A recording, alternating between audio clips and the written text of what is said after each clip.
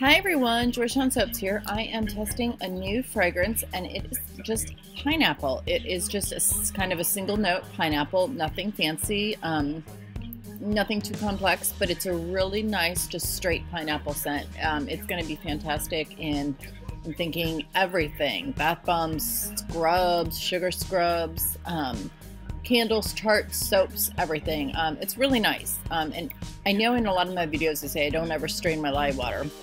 What happened was I took my lye water outside to cool on the back stoop, and some stuff from like the trees flew into it. So I was like, all right, a couple little specks. So I decided to go ahead and just strain the lye water. But anyway, this fragrance, really nice, nothing fancy about it, you know, not a lot of different notes. And, you know, for people who are really into all the top notes, the bottom notes, it's just kind of a straight perfume. Straight pineapple fragrance, but it's nice. It doesn't discolor, it doesn't price, it doesn't accelerate. Really nice. And I was so bummed because the night before I knew I was going to make this, and the night before I went to go find my pineapple embed molds, and I have no idea where they are. I have got a big tub full of embed molds and they were not in it, so they're somewhere in my soaping shed. I've got this big shed on our property. It's like 20 by 16. And they're just, I'm reorganizing it and I know they're in there somewhere. So I was super bummed that I could not find my pineapple embed molds to make my pineapple soap. I mean, what perfect opportunity to use them. But anyway, I'll find them before I make another big batch of this. And I'm even thinking I'm going to use the pineapple embeds when I do some pineapple candles. So I think that would be just a nice little touch on the top. So anyway, I have mixed everything in. I'm doing my colors. I'm using the lime green mojito mica and then golden rod for the yellow. And then I'm just going to keep my base just to double check and make sure that it doesn't discolor. So anyway, I'm going to go ahead and get everything prepped for the pour.